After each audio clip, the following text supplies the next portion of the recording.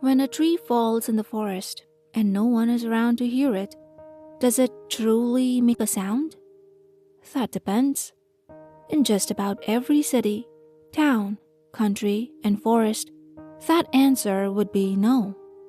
However, as exceptions go, in the town of Aspenville, that answer would be yes. Oh, Aspenville, a town that truly lived up to its name, home to one of the world's oldest and largest aspen trees. Though it's less of a tree and more of a forest made up of genetically identical clones, a forest consisting of one tree. This forest, from which the quaint little town derives its name, borders practically the entire thing, meaning that if one were to look outside the window of any residential home in Aspenville, they'd see but a wall, a tree line that stretches for as far as the eye can see. Truly a remote hideaway, nestled snugly near the southernmost region of Alaska. After the snow thawed and the April showers brought about the Mayflowers, those same Mayflowers brought forth a pilgrim. Not much of one, however, as the trek could be called less of a pilgrimage and more of a brief business vacation. See, as unremarkable as Aspenville seemed to the outside world, some savvy, in-the-know individuals realized that the town was perpetually bathed in bright sunlight, 24 hours a day and 7 days a week. Unlike some of its bordering neighbors whose harsh winters brought along only the bleakest of weather. Al Paring was one such individual who, through deep pockets and deeper connections, knew all about Aspenville's little secret. To a wannabe businessman like Al, a place like Aspenville wasn't just a town, it was an opportunity. Imagine it, the economic ramifications of urbanizing such a place alone called for Al's attention. Not to mention the job opportunities like daylight-soaked night shifts, rapid agricultural growth, and the like. The town was stuck in the past, and just like its shadows that wouldn't fade, it was clear what Al needed to do with the worn-out town. Bulldoze it, start anew, and reclaim Aspenville as a magnet for renewal in southern Alaska. Just as soon as that name changed, Aspenville would have to go. Maybe Paring Squaw? No, wait, Paring Corners. Al daydreamed, his car rolling up to the city limit. He rolled down the window inside the crisp air, facing the entrance sign. Welcome to Aspenville, it read, and beneath it, population. There was no population. There might have been a number there at one point, but the sun took to that, smudging out any semblance of a stenciled figure, now completely sun-bleached along with the rest of the off-white sign. It was typical of these tiny towns to neglect the welcome sign. Signs that were already outdated, mind you. And it wasn't like there was anybody that needed welcoming anyways. But that would soon change, Al thought. The car drove through the thicket of dense aspen trees, mere outlines against the harsh sun that peered through them, until it reached a clearing of tall grass. And housed in the middle of that clearing was the town of Aspenville. It was even smaller than he'd imagined, only about a dozen or so buildings, packed around a tiny town square. It was a twee and scenic view, like something out of a Currier and Ives print. And Al's hoot snapped him from his gaze as he realized why he was there, and looked over at his watch as his hand gripped the steering wheel. It was nearly 11, yet the twilight above was brighter than an afternoon sun. He swelled up a deep, refreshing breath and smiled, letting the sunlight dance upon his face from through the opened window as he realized that he already loved Aspenville, and he just had to have it. Stepping into the town's only motel with a handful of necessities for the short trip, Al approached the front desk within a small office, occupied by an older woman that greeted him as soon as the bell dinged against the door.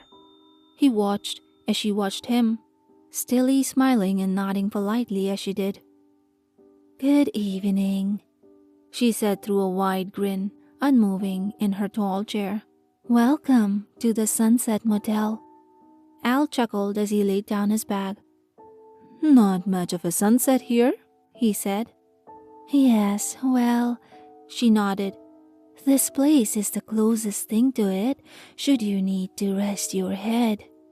He nodded as he looked around the place, colorful yet earthy. It must have been the dimmest sight within the entire city, and even it was still bright as day. The light that cast onto the woman's pale and wrinkled skin showcased those dark bags under her eyes, far more numerous than the single one that Al brought along with him. "I take you don't have a reservation?" she asked, likely as a formality, looking up at Al. He shook his head. "Didn't know I needed one," he smiled, looking about the place. "We're actually completely vacant," she grinned. "So please, take your pick." She lifted her hand in reference to the keys that swung silently along the wall, coated in layers of decorative foliage. Al pressed the key marked number 1 into the corresponding lock and pushed it open, an escaping scent of mildew puffing out into the hallway. He turned back to face the woman, still stilly seated behind her desk as he asked her for an air freshener. "Oh, we don't have those here, sir." What motel didn't? Trying to sleep while sunbeams poured into the motel room was nearly impossible, but somehow Al managed to squeeze in a solid half hour on the rickety bed. The blinds did their best to hold back the rays, thanks in part to the greenery that grasped the sunlight along the frosty glass, but it was the psychological implications that kept Al awake, not to mention everything on his mind. And the smell. The following morning was an odd blend of sunshine and rain clouds, not dark enough to nap and not bright enough to truly wake. The plucky taps across the foggy glass window turned into heavy thuds of rain droplets that rattled the motel, and maybe the entire town of Aspenville too. Al went to open the blinds at around 8 in the morning when he noticed an unusual sight. An old man, tipping to and fro in a rocking chair atop an old and wooden porch. All the while, the rain bombarding him from above, his clothes clinging to his frail and aging form.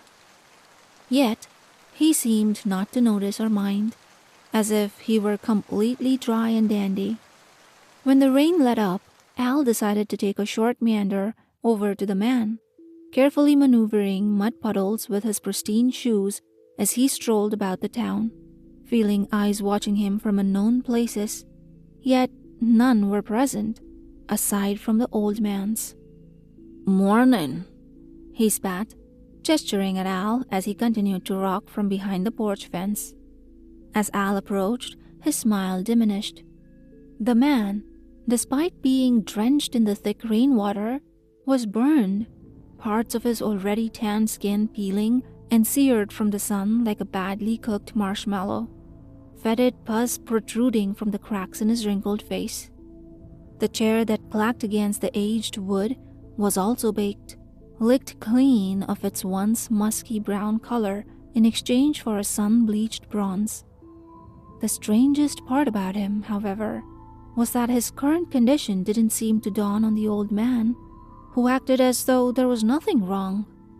"Good morning," Al uneasily said, looking the sopping wet man up and down. "You need a towel?" The old-timer looked down and realized he was soaked. "A little water never hurt anybody," he smiled. Al smiled back, though more out of jittering nerves than genuine happiness at this point. "What brings you by?" the man asked with a dimply grin, the wrinkles on his face cracking deeper into his pores. I'm visiting. Was hoping somebody could tell me more about Aspenville." "Well, What do you want to hear?" the man asked, still rocking. He lifted a mug to his crevassed lips, overflowing with the scummy rainwater that dripped from the vine-covered roof that overhung above him. Al tried to put his concerns into words, trying not to make a face at the man's condition. "What happened to this place?" Al asked. "I mean, it's such a beautiful spot, yet it feels like a ghost town." The old man nodded and clicked, a stream of water dripping from his red nose. He looked up, prompting Al to do the same. "That sun," he said, failing to squint at the orange-yellow ball. "That sun's out here all day and all night. Lots of folks can't sleep when the sun's out." "Tell me about it," Al said, scratching behind his neck. "You a city slicker too then, huh?" the old man asked. Al nodded. "City slickers don't do well out here." "That's why I'm, hoping to bring the city to you," Al said, unfolding and extending a piece of paper, labeled Paring Corners, scribbled with the rush of plans he had drawn late in the bright night with his trusty carpenter's pencil, now fidgeting within his sweaty palm. The old man's unblinking eyes grew narrow as they washed over the plans, then darting to that trusty pencil. "You a biter?" "Excuse me?" Al said, not expecting that question out of all that could have been asked. The old man lifted his dried-out finger toward the hand cupped around the carpenter's pencil, lined with tiny tooth marks. Yeah, I guess." "Did you taste it?" the old man said, folding back up the plans. "Did I taste the cedarwood that pencil's made from? Or did you forget that it takes a dead tree to make a pencil?" "How about this paper?" he said, lifting it back up to Al, who accepted it apprehensively. "You think paper just grows on trees?" "It does," he hoarsely chuckled.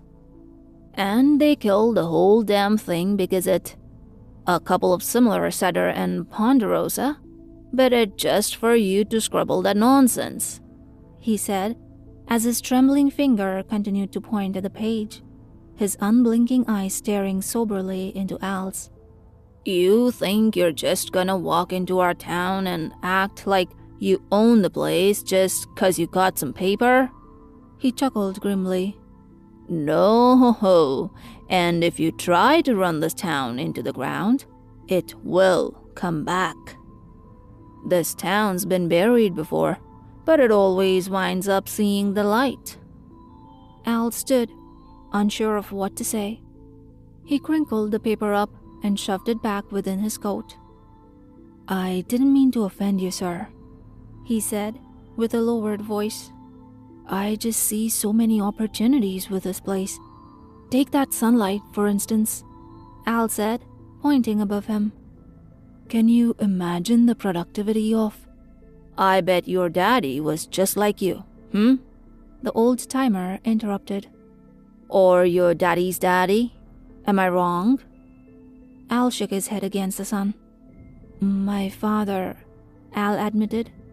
"He wanted me in the family business, paid for my way through school and—" "So it started with your daddy and his daddy before him," the man clicked. The town's got a long history of men trying to claim it." The old man droned. "Our roots go back to the Yatna tribe, and ain't nothing changed since their blood soaked these grounds. For a town that hasn't known night, it's sure seen some dark days." "That's terrible," Al sighed. "Wait, Adna?" he thought. "How about Adna amenities?" After the old man excused him, preceded by a rant and a nod, Al decided to survey more of the town, which involved briskly snooping each and every nook and cranny as the pathways aligned with crunchy leaves snapped beneath those dressy shoes of his. All the while, The man's rickety rocking chair cradled his frail body back and forth, the sound reverberating throughout the small town. And aside from those creaks and clacks, the occasional bird's coo, and the crunching of the leaves, the desolate town harbored an aura of tranquility. Yet, if tranquility implied peace, then no such tranquility existed in Aspenville. For it was a town with roots that were soaked in blood, and it knew no such peace. Al felt it, this stillness devoid of all peace. If this town was to be built up, it would restart from the ground, as its very foundations reeked of the mildew that covered its dilapidated houses. Who would want to live here? Al said to himself, chomping down on his pencil as he sketched beneath a tall aspen, overseeing the entire town as the rain clouds faded into the sun. He hadn't eaten lunch yet, and through his acute observations of the town's offerings, it appeared that no restaurant or diner or any food for that matter was in sight. Not that he had an appetite to begin with, aside from his craving for sketches and measurements. For such a beautiful place, there was much work to be done.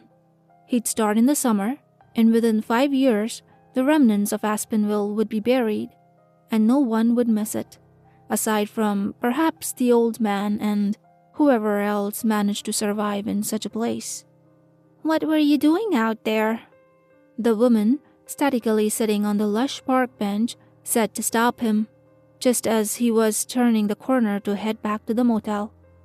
The sun would have been going down at this hour, but here it wasn't going anywhere. The woman, one of these such survivors that managed to thrive in such a remote place, was frail and deeply tanned like the old man, with clothes that were aerated and pale and lined with tiny strands of clutched-on ivy. "Pardon?" he asked, hearing exactly what the woman had said on the quiet street, but hoping she'd drop the conversation entirely. The woman repeated her question, as it seemed in a lot of these quaint little towns. One person's business was everyone else's. He wasn't shy to show her his plans, much like he did with the old man. And just like that man, the woman displayed great opposition. "Didn't I tell you this'll never work?" The blank-eyed woman stared. Al furrowed his brows in the harsh sun. "I've never met you before, ma'am," he said, frustratedly demanding the page back. She handed it to him, but not before a warning parted her lips. "I told you, folks like you don't do well out here. Now, you just travel on home and leave us alone." That wasn't such a bad idea. The walk back to the motel only reaffirmed his current mindset. The vines and weeds that grew and overgrew into and onto the neighboring buildings, the moss that coated much of the narrow path, the barren and claustrophobic feel of such a beautiful oasis, it all needed to go. Through hazy windows and vine-covered glass doors, the eyes of the townsfolk pierced into Al's, driving him past the motel and into the adjacent drugstore. If he was driving home in the morning, then a good night's sleep was the least he could accomplish. "Hi, welcome in." A sing-song voice rang from across the cramped pharmacy. A woman, nestled behind the counter, beamed brightly over to Al. At least someone was chipper in such a bright yet gloomy community. "Hi," Al said. "I'm just looking for some sleeping pills. Melatonin, if you have it." "Can't face the sunshine, huh, dear?" the woman asked. "No, not at 3 in the morning, I suppose." The woman reached beneath the counter and scooted a bottle of tiny capsules toward Al. "Yeah, we get that a lot. The sun likes to mess with people's sleep cycles around here. Not too bad once you figure out how to deal with it." "Have you?" Al asked. The woman nodded, gesturing down at the tiny bottle wedged between his fingers. "Oh, yeah. How much do I owe you?" "Keep it," the woman said plainly. "Your paper's no good here." Al was taken aback, unsure of what to do with the wallet that found its way into his hand. He nodded a polite and silent thank you and left without another word. It should have been dark outside by this point, but the sun never set in Aspenville, a fact that was all too apparent to Al by this point, only a day into his 3-day vacation that he already decided to cut short. He'd be back, no doubt, but next time with the permits and law on his side. As he was about to check into his last night at the Sunset Motel, a familiar noise caught his attention, the clicking of the squeaking rocker. The old man. He was still perched in his chair, overseeing the street that led up to the motel. Al tried his best to walk along in ignorance, but he couldn't shake the old man's eyes that were glued onto him from across the way. He stopped and turned, making eye contact with the still and unspoken man. He smiled over to Al, but Al couldn't do the same. He was too busy following the vine. A tendril that lined the old man's roof dangled from the fence line and trailed up to his rocking chair along the wooden porch. The thin and barely visible green and brown sprout coiled around the bottom of the swaying chair, beelining up and straight into the back of the old man's head. He could see it clearly from this angle, a direction he hadn't been before. The old man noticed his gaze and lowered his expression as Al booked it sharply into the motel. He couldn't sleep that night, and not even 4 of the tiny capsules bothered to help calm his restless mind or settle his churning stomach. After about 3 hours of tossing and turning, Al decided to check out from Aspenville. He packed his bag and crept out from the room, careful not to awaken anyone, though he knew he was alone aside from the motel staff, at least the woman who checked him in. He pushed open the motel office door with a jingle. Sitting in the same spot was the woman, silhouetted by the sunlight that covered the window behind her. She was wearing the same clothes as before and donned a similar smile. "Checking out so soon?" She frowned, unable to hide the hidden joy on her face, which sent chills into Al. "Yeah," Al stammered. "I have some business to take care of." "I never caught your name," the woman said, plainly. "It's, Alan. You can call me Al." "Al, I hope you've enjoyed your stay. And as I like to say, you can always take a person out of Aspenville, but you can never take Aspenville out of a person." Al plastically grinned, dropping the key onto the counter and seeing his way outside, out into the 4 a.m. sunlight. He loaded his car with his bag and took off down the lonesome road toward the highway, forcibly driving past the old man who was still rocking back and forth, a smile playing upon his sun-bleached cheeks. Did anyone even bother to sleep in this godforsaken town? Alan Paring's body was discovered by authorities 4 days after his trip to Aspenville, after failing to appear at a Monday morning meeting, a meeting that he always attended. When authorities were called to check in on the businessman in question, they indicated that a particular foul odor was emitting from Paring's condominium. Inside, the investigation made a grisly discovery. Alan, sprawled out upon his mattress, was dead, his face contorted into an expression of sheer anguish, vines and leaves protruding from behind his eyes, forcibly pushing them out of the way to reach the sunlight pouring in from the second-story window. His mouth was a mess of green, woven sprigs that choked out his uvula and esophagus, lining the inside with a leafy-colored moss. The condo itself was musky, with fragments of plant life swirling around in the air where the sunlight crept through the blinds, and scattered seeds found their way nestled into the carpet alongside an empty pill bottle. Alan Paring's body was laid to rest a week after it was discovered, buried into the ground, planted into the earth. The horror doesn't end here. Choose your next nightmare for more chills.